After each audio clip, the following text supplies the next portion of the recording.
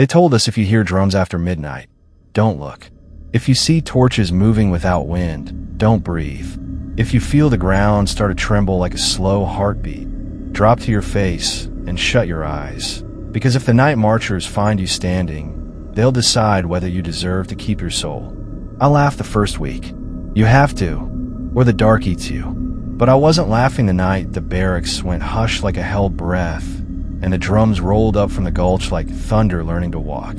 We were 2nd Battalion, 27th Infantry, wolfhounds, rotating through training cycles while the island heat pressed against our plates and salt hung in the air. Schofield Barracks has its routines. Morning PT, chow, the clack of M4 bolts at the range, the long, low yawn of the evening bugle sliding over the lawns. But there's another rhythm here, older than rail lines and motor pools. You feel it under your boots when you walk alone between the banyans at night. You hear it in the way the wind pauses, listening before it moves through the palms. My name's Specialist Ethan Hale. Back then, I bumped in an old building off Lyman Road. Green paint flaked like sunburn from the window frames. The hall smelled faintly of oil and starch. It was the kind of place that taught you the map of every creek and shadow. On that night, the building didn't sound like itself. It sounded like it was trying to disappear. Garrison rumor says Schofield sits across paths that don't belong to us. Ancient trails that carry processions of warriors, alii, and attendants from the mountains to the sea. They call them Huakaipa, the night marchers. If the procession passes and finds you in the way, you go to your knees, face down, eyes shut, because mortal eyes aren't meant to meet the sacred. That's the story you hear in daylight. Someone grinning because they're trying to scare the new guy. But a story changes shape after midnight. I was on CQ that night with Private Koalapa, a local kid from Waianae with a jaw like carved koa wood and a habit of staring too long at horizon lines, like he was counting something out there. You learn to trust the quiet ones. Koa never bragged. He just watched and listened. Storm tonight, I said, hearing the low thud rise from the earth again. You hear that? He looked at me for a heartbeat that lasted too long. Not a storm, he said at last, and his voice was empty of its usual jabs. Whatever happens, Hale, you drop. Don't look. Don't speak. If you breathe, breathe into the ground. Do you understand? I want to laugh. I wanted to tell him he'd finally bought into the barracks ghost tour. But his eyes didn't blink. The drumbeat came again, a steady cadence wrapped in the rumble of something bigger, like footsteps layered on footsteps, until it was one moving wall of sound. The hallway bulbs flickered. Not off, just uncertain, as if something had leaned a shoulder into the electric and made it stutter. A warm, resinous scent flooded the air, ti leaves and kukui oil, and underneath it, the iron tang of old blood. The kind of smell you get from a museum, too careful to open its cases. Koa reached into the duty desk, pulled out a folded strip of red cloth, and tied it around his left arm. When he lifted another strip toward me, his hands shook. What's this? I asked. Kapuki said it can help. He swallowed, throat working. My tutu told me to have it ready if I ever had a guard night. She made me swear. He met my eyes. Please. I tied the cloth. The drums grew closer, resolving into a pulse that made the glass and the frames tremble. It matched my heartbeat, then surpassed it, then dragged it along. Somewhere down the corridor, a boot scuffed. Someone whispered a curse. The radio on the desk crackled once and went dead, the little red light giving up like it had been pinched out. Koa clicked off the overheads and went to the ground so fast that his knees smacked tile. Down, he hissed. Now, I've been shot at. I've crawled through ditches that stank of fertilizer and fear. But I have never felt the weight that pressed me flat in that hallway. A weight that wasn't gravity so much as attention. The kind of attention the ocean gives a swimmer too far from shore. On the floor, with my cheek against cool tile, I faced the open doorway to the breezeway where moonlight pooled. The night outside had sharpened into a clarity that cut. Palms sculpted black patterns across the lawn. Bats stitched the air with silent thread. And then the world changed temperature, like a shadow passing over the moon. At first, it was only a line of torchlight stepping through the trees. No frenzy, no flicker, just steady flames that didn't bow to the wind. Behind the torchlight came the sound of conch shells, distant at first, then opening like a door. My muscles turned to glass. Every hair on my arms prickled toward the floor. "Don't look at their faces," Koa breathed. "Don't look up, Hale. For your sake." I shut my eyes. The tile smelled of cleanser and the faint, old musk of boots. I pressed my mouth to the crook of my arm and breathed into the cloth tied there, soaking my breath in cotton. In the dark behind my eyelids, I saw the glow of those torches as if the lids themselves were thin as moth wings. Feet touched the breezeway. Bare feet. Hundreds of them, if sound can be believed. Some light and quick, others slow as ceremony. The conch called again, longer, and with it came chants in a language my bones understood before my mind did. Each syllable climbed my spine and held there. I felt them pass, their presence pulling heat from the corridor. A spear point scraped stone with a sound like an instrument tuning itself to grief. The scent of lays, male, ginger, something sweeter and sharper, poured over me and slid away. Men moved with armor that didn't clink so much as breathe, and the whisper of Kappa brushed my ears like a blessing or a warning. I couldn't tell which. Someone on the far end of the hall gasped. A sergeant's voice barked private and cut off like a radio losing power. I smelled urine, a body surrender, and a thread of something copper that might have been blood. The drums never broke cadence. Time isn't the same when you're horizontal under the judgment of the dead. It stretches like sugar pulled into glass. I counted breaths into my sleeve. 30, 60, 100, until the torch's heat thinned and the air let go of its grip. The last conch note hung, shivering in the hallway, then faded into crickets and the distant, normal life of the base. I didn't move. I didn't trust the world. I waited for Koa to give the word, and even then, I waited a beat longer to be the second fool rising instead of the first. "Okay," he whispered at last. "Okay." We got to our knees together. The hallway light came back and stayed. At the far end, Private Dawson, new loud, mainland, was on his side, eyes open and shining too much white. His mouth worked, but no sound came out. A thin line of blood ran from his nose to the tile and made a punctuation mark at his cheek. Koa didn't touch him. He knelt a foot away, head bowed, and murmured something I didn't understand. Then he crossed himself, old Catholic habit, riding beside something older. "Don't say their names," he said to me without looking up. Not out loud. "The living don't call the dead to account." I swallowed something sharp. What did they do to him?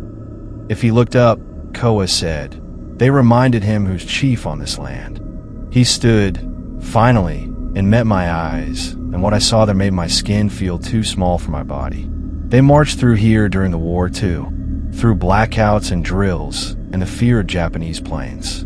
They marched the same route they've marched for centuries. We built our beds on their road. The radio popped back to life like it had never died. Someone on net was saying a string of codes and call signs that didn't matter. What mattered was the way the air in the hallway felt lighter, as if a pressure had been lifted, and the way every window now showed footprints in the dew on the lawn, a long double line of prints that cut between the banyans and out across the base toward the dark teeth of the mountains. I helped Dawson sit up. He blinked at nothing and gripped my sleeve with a child's fingers. When his voice came back, it was thin. "They looked at me," he whispered, like a confession handed to a priest. "I didn't mean to. He didn't finish. He didn't have to.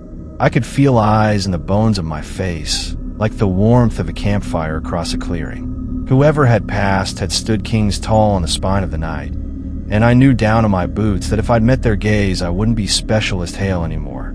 Not in any way that mattered. We didn't file an incident report. What would we write?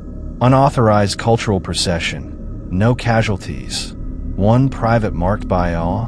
We put Dawson to bed. We listened to the bass breathe.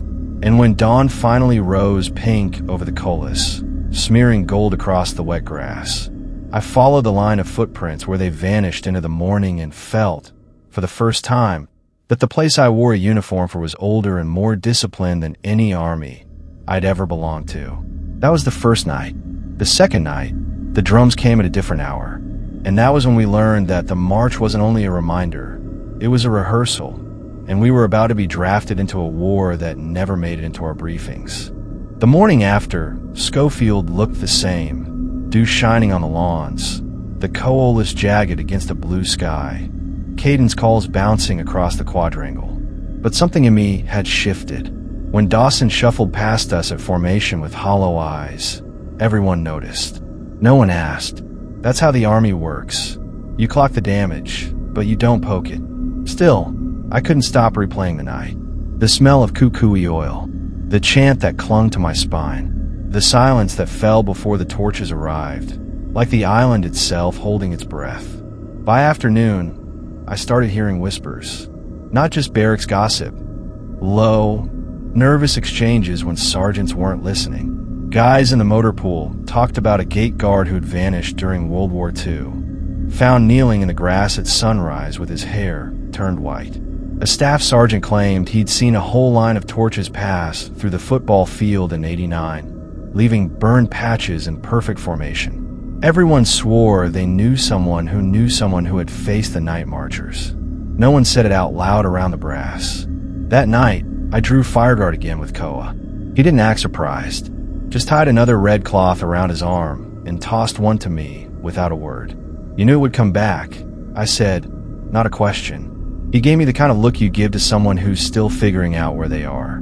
They don't march once and stop, Hale. The trails are theirs. We just sleep on them. If they've taken notice of us, they'll pass again. Maybe tonight, maybe a week from now. Doesn't matter. When they come, you show respect. Respect. That word bit into me harder than fear, because it wasn't just about survival. It sounded like obedience. Like we were soldiers on someone else's orders. At 0100, the drums came back.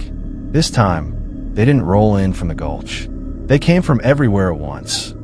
Low thuds rising through the foundation, making lockers rattle and metal frames hum. The air pressure changed so suddenly that my ears popped. We hit the floor before the lights flickered. My cheek pressed against cold tile, my heartbeat already matching the cadence of the drums. The torches appeared again, but closer this time. I could see their glow reflected in the glass of the trophy case across the hall, hundreds of flames moving in rhythm without smoke. The conch sounded once, long and mournful, and I felt the weight of it in my ribs like someone had laid a hand inside my chest. Feet scraped against stone outside the building, not bare this time. Metal against gravel, heavy, armored. Shadows cut across the doorway. I clenched my eyes shut. The procession passed inches away. I smelled sea salt, sweat, iron, earth after rain. A chant swelled, deeper than any voice I'd ever heard. And for a second I could swear it was coming from inside my skull instead of outside. Then something changed. The footsteps stopped. I froze. Silence pressed against me, heavy, suffocating. Then a single set of steps, slow, deliberate, entered the building. My breath stuck in my throat. Someone was walking the hallway. I heard each footfall land on the same tiles my face was pressed against. Koa's hand gripped my sleeve, hard enough to hurt. His nails dug through fabric. "Don't move," he whispered, but the sound was almost swallowed whole by the silence. The figure passed us. My body screamed to look, to open my eyes, to know. But some part of me understood if I did, everything that was special as Hale would never come back. The steps stopped beside Dawson's bunk. He hadn't shown up for duty that night, just curled under his blanket, trembling. The air grew colder, sharper, and then, God help me, I heard Dawson whimper. "Please," he whispered. "Please, I didn't mean to." The air cracked with a sound that wasn't thunder, wasn't gunfire, but carried the finality of both. Dawson's cry cut short. The procession resumed, flowing out as smoothly as it had entered. The drums softened, the torches faded, the air pressure eased. Crickets returned, tentative at first, then louder, reclaiming the night. Koa and I didn't move for minutes. When we finally stood, Dawson's bunk was empty. Sheets thrown back, pillow cold, his boots still by the bed. his red cloth tied neatly on a nightstand. No one saw him again. We didn't file a missing persons report. You don't put that kind of thing on paper. Official word was AWOL, but Koa and I knew better. The night marchers acclaimed him, and deep down, I knew they weren't finished with us. By day, the army demanded silence. Command never asked about Dawson, at least not the way they should have. Word was he gone AWOL, same as too many before him. A sergeant mentioned desertion, shook his head, and carried on with inspections like one more body gone meant nothing. But I saw the way the platoon avoided his bunk, how no one wanted to touch his things. They knew. Koa warned me, don't fight what you don't understand. Respect them. That's the only way. But soldiers don't just kneel and accept. We're trained to push back, to meet threat with threat, and fear. Fear breeds anger when you try to choke it down. 3 nights after Dawson vanished, I found myself with Corporal Riley and a couple others huddled in the smoke pit. Riley was from Jersey, built like a brawler, the type who thought every problem could be handled with fists or fire. He'd heard the stories, and he was itching to prove them wrong. They're just myths, Hale, he said, jabbing his cigarette toward me. Old island tales to keep kids from running off into the jungle. Dawson probably snapped, ran off. You really gonna believe in ghost parades? I should have walked away, but anger made me reckless. Then explained the torches, the drums, the smell. Riley grinned. Easy. Locals messing with us. You know, scare the Haole soldiers. Probably some of those guys from town who hate the base. We catch them, string them up by the gate, it'll stop. That's how it started. The talk of catching them, of resisting. 2 nights later, Riley dragged me, Koa, and Private Hernandez into his plan. He'd borrowed a thermal scope, an old night vision rig, and a shotgun from the arms room under the pretense of cleaning it. We'll wait by the banyans, he said, eyes gleaming with that reckless light. They come marching, we'll see who's behind the masks. Koa's face tightened. He wanted no part of it, but duty bound him to us. He muttered prayers in Hawaiian under his breath as we hiked to the edge of the gulch, carrying flashlights, weapons, and the brutal bravado of men trying to stare down the impossible. The night was too still. Even the insects seemed to know better. We set up in the shadows, backs against roots thick as arms. Midnight came, then the drums. Low, rolling steady. The air turned heavy. Torches sparked into being among the trees, moving in perfect formation, not bobbing like men carrying them, but floating, steady, unbent. Riley lifted the scope, muttering, "Gotcha now." He froze. His breath caught, and for the first time I saw real fear crack his bravado. "What do you see?" I hissed. He lowered the scope slowly, like it had burned him. Nothing. No heat signatures. The torches aren't even real. They don't register. The line drew closer. The conch blared, splitting the air. My bones vibrated with the sound. Riley cursed and raised a shotgun. "It's a trick. Some kind of projection. Watch." Before I could stop him, he fired. The blast ripped through the night, echoing off the gulch. For one terrible second, silence followed. The torches flickered, just a little. Then the chant rose, louder, sharper. The torches blazed brighter, and a line of figures, now unmistakable, stepped into view. Dozens of warriors, some armored in feather capes and helmets, others scarred and bare-chested, carrying spears and clubs. Their faces glowed pale in the torchlight, eyes black as volcanic glass. Not men, not living. Their march shook the ground beneath us.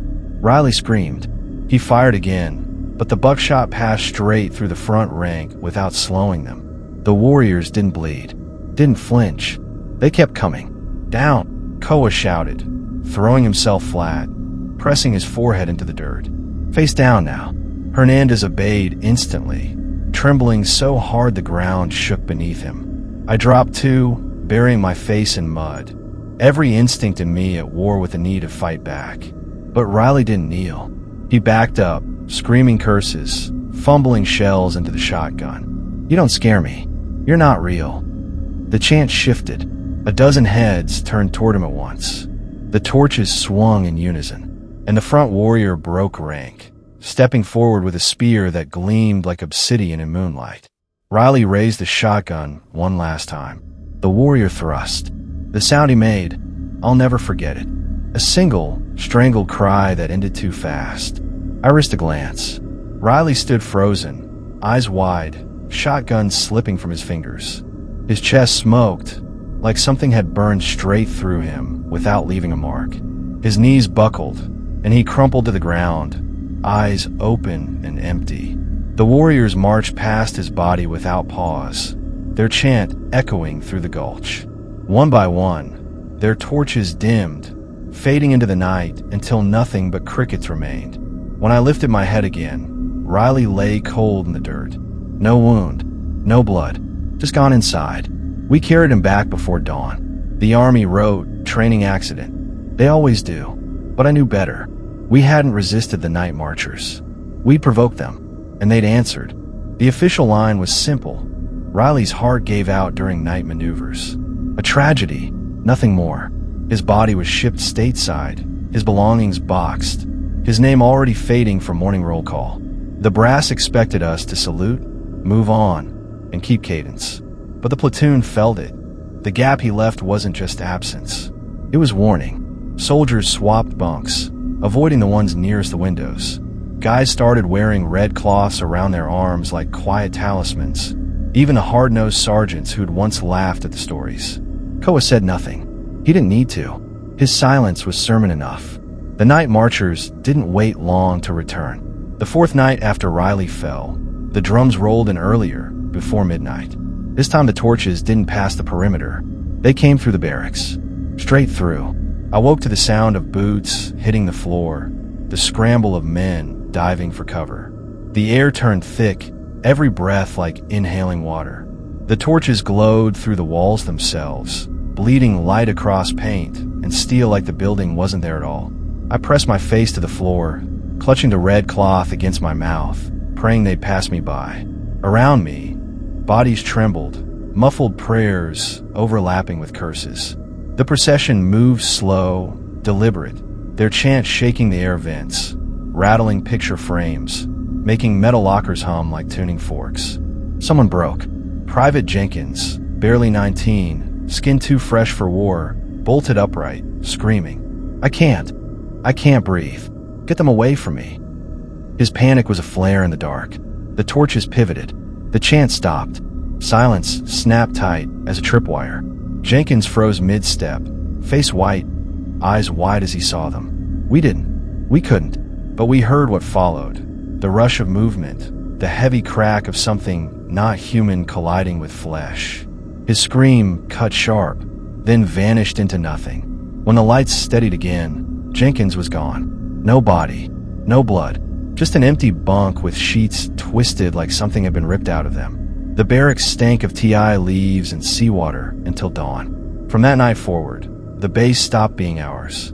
Doors jammed at random, locking soldiers inside bathrooms or closets until they pounded their way free. Radios cut out mid-call, replaced with static that carried faint drum beats if you listened too long.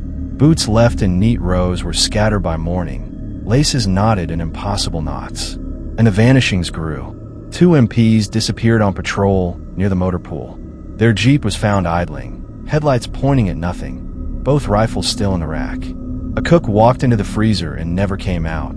When they forced the door open, there was only a line of wet footprints leading back into the barracks, then stopping cold. Command tried to contain it. Curfews, tighter guard rotations, even whispers about bringing in chaplains. None of it mattered. The marches grew bolder. They weren't content to pass in the night anymore. They were claiming ground, pushing deeper into our lives, stripping men away one by one. I started noticing changes in the buildings themselves. Cracks spidered along walls that hadn't been there the day before, shaped almost like handprints pressed from the inside. The air in the hallways never warmed, no matter how high the island sun burned.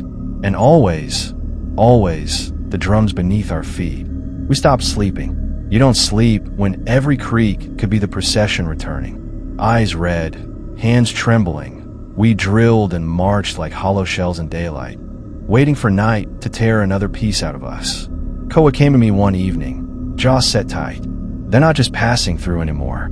They're taking back what's theirs, and they won't stop until every one of us is gone. I wanted to argue, but the truth hung in the empty bunks around us. The wolfhounds were thinning, not by war, not by accident, but by something older than both. That night, when the torches flared again and the conch split the air, I realized Koa was right. Schofield Barracks wasn't a base anymore. It was a battlefield, and the war we were in didn't care about uniforms or orders or chain of command. It was a war we couldn't win. By the fifth night, Schofield Barracks was a ghost town in all but name. Rows of bunks sat empty, uniforms hanging untouched, dog tags clinking faintly on nails as if stirred by phantom winds. The men who remained were shadows of themselves, eyes bloodshot, nerves frayed, whispering prayers in languages they hadn't spoken since childhood. But it wasn't enough. The night marchers had decided, and nothing we did mattered anymore. It started just after taps. The drums didn't rumble this time. They roared, shaking window panes until the glass spidered. The conch didn't call once. It blasted again and again, rattling in our bones, a signal that this wasn't a procession. This was a siege. Torches erupted around the entire perimeter. Not a line this time, but a circle. The barracks were surrounded. Warriors advanced from every direction, their chants weaving together into a net of sound that left no space to breathe. Men panicked, doors slammed, rifles racked, orders shouted with voices cracking from fear. Someone opened fire, the sharp hop of M4s cutting across the lawn. Tracers lit the night, slashing through torchlight, but the bullets passed through them like smoke. The warriors didn't falter. I saw Sergeant Miller, 20 years in uniform, charging the line with a bayonet fixed. He stabbed clean through one of the warriors and screamed as his weapon met nothing but air. The warrior's spear cut across him, and Miller dropped where he stood, his body folding with no wound to show for it, only the slackness of a soul unmoored. Chaos tore through the company. Men ran for vehicles, engines coughing to life, only for headlights to explode in showers of sparks as the torches drew near. Tires shredded like they'd driven over invisible caltrips. Radios spat static layered with the chant, drowning out every call for help. Inside the barracks, lights burst, plunging hallways into strobing darkness. Lockers banged open and shut. Windows shattered as unseen hands pressed inward. The building groaned, beams shuddering as though the very foundation wanted us out. Koa grabbed my arm in the frenzy. His face was pale but calm, like he'd already accepted it. They won't stop, Hale. This isn't our land. Never was. We can fight. No, he shook his head hard. We kneel, or we fall. That's all. But even kneeling didn't save them this time. I watched Hernandez throw himself to the ground. Eyes shut tight, whispering prayers. The torches swept over him, and for a moment I thought he'd be spared. Then one warrior broke from formation, laid a hand on his back, and Hernandez's breath simply stopped. He didn't move again. Koa was taken next. He faced them head on, bowed deep, chanting in Hawaiian so fierce it made the walls tremble. For a heartbeat, I thought they'd pass him. But the leader of the march, tall, crowned in feathers black as night, stepped forward, leveled a spear, and touched it to Koa's chest. Koa's body stiffened. His eyes met mine one last time, sorrow shining there. Then he collapsed like an empty uniform, his chant unfinished. I was alone. The marchers turned their heads toward me in unison. The torches blazed higher. My knees buckled, my breath stuck in my throat. Every instinct screamed to run, to fight, to do something. But I remember Dawson, Riley, Jenkins, Koa. So I dropped, face to the floor, eyes shut, breathing into the dirt. My heart hammered, each beat a desperate drum of its own. The procession swept over me. The heat of the torches seared my skin, though no flame touched me. The chants pressed into my skull, words I couldn't understand but would never forget. Bare feet and armored steps shook the earth around me, closer, closer, until they filled the world. And then, silence. When I opened my eyes, dawn had broken. The barracks were still, empty. I staggered to my feet, every muscle trembling. Bunks stood stripped, weapons scattered on the floor, helmets rolled against walls. Not a voice, not a breath, not a single man left. Except me. I walked outside. The lawn was torn with footprints, endless double lines cutting through dew, leading toward the mountains. The circle of torches was gone, but the smell of kukui oil lingered, heavy and sweet. I was the last wolfhound at Schofield Barracks, the last soldier on ground that had never belonged to us. And as the sun rose, painting the coalless gold, I realized something colder than fear. They hadn't spared me. They'd chosen me. And somewhere in the mountains, the drums were still beating, waiting for the night they would march again, and I would finally take my place among them.